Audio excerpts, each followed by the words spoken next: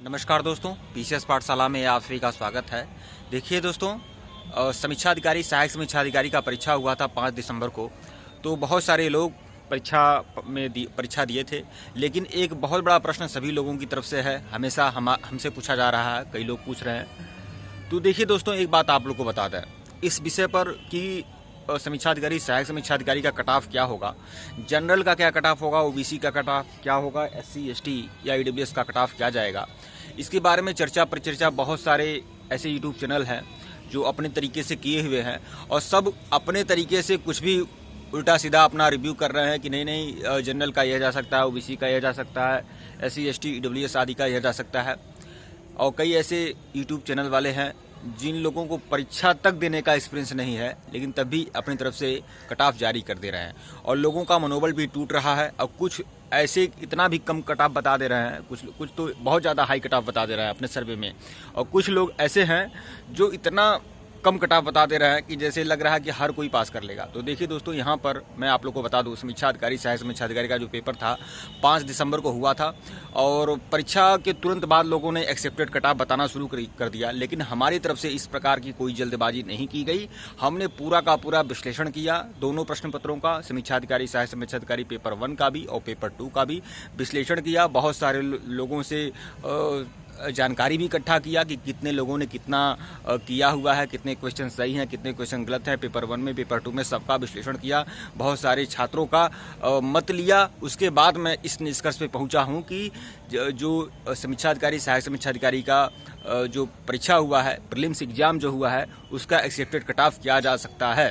तो पूरी परिचर्चा आज के वीडियो में करेंगे। देखिए दोस्तों, अगर हिंदी की बात किया जाए, जनरल हिंदी की बात की जाए, तो विगत वर्षों से अगर कंपेयर किया जाए तो जनरल हिंदी काफ़ी आसान था, बहुत ही आसान पेपर था जनरल हिंदी का। और बहुत सारे परंपरागत प्रश्न, जिन लोगों ने सिर्फ और सिर्फ प्रीवियस ईयर के प्रश्न पत्रों को भी अगर अच्छे तरीके से देख लिया है तो समझिए 90% प्रश्न सिर्फ और सिर्फ प्रीवियस ईयर के प्रश्न पत्र से ही आ गए थे, अगर देखा जाए तो कुल मिलाकर यह बात आप जान लें कि जनरल हिंदी बहुत ही आसान था। और 50 से कम अगर किसी का भी आया हुआ है जनरल हिंदी में, तो कुल मिलाकर यह समझिए कि आप मेरिट से पीछे रह सकते हैं, क्योंकि जनरल हिंदी करने लायक था, आप कर सकते हैं। कम से कम 50 से नीचे तो मैं नहीं समझ सकता हूं कि किसी भी अच्छे एस्पिरेंट का 50 से नीचे होगा। और 55-56 भी बहुत सारे लोग किए हुए हैं, कुछ लोग 57-58 किए हैं। 59-60 पर तो मुझे विश्वास नहीं है कि 59-60 भी कोई किया होगा, अगर होगा तो फिर यह इत्तेफाकी है, बाकी सब सही है। तो कुल मिलाकर 55 तक लोग नंबर प्राप्त किए हैं जो लोग अच्छे तैयारी करने वाले हैं। तो कुल मिलाकर यह बात आप जान लें कि जनरल हिंदी में आपका 50, कम से कम आपका जो लोग मेरिट लिस्ट पे आएंगे उस जनरल हिंदी में 50 होना चाहिए, लगभग 50 होना चाहिए।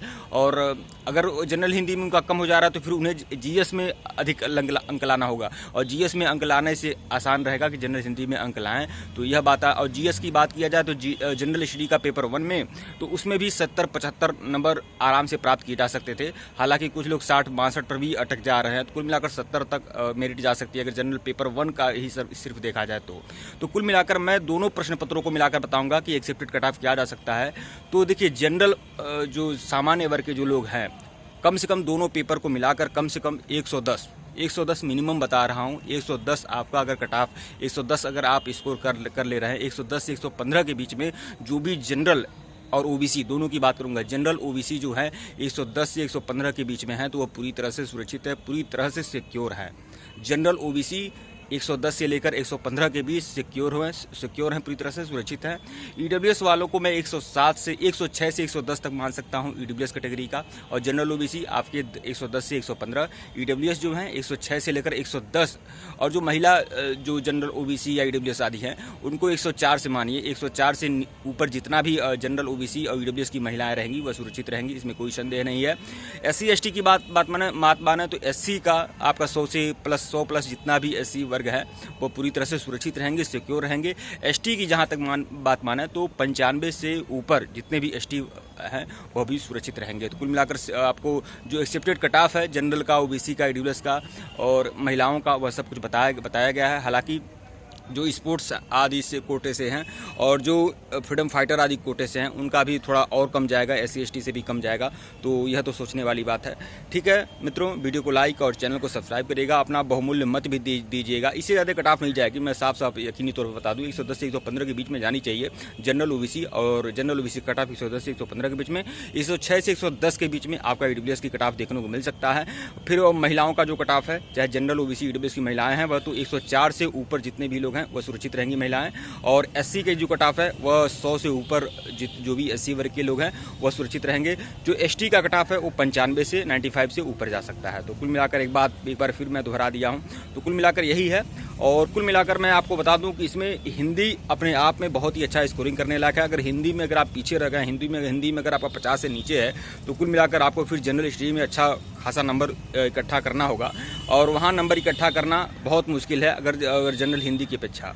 तो ठीक है दोस्तों, वीडियो को लाइक और चैनल को सब्सक्राइब करिएगा। धन्यवाद आप लोग को, और आप ही बताइएगा कितना प्रश्न आपका सही हो रहा है, कितना प्रश्न आपने किया है। धन्यवाद।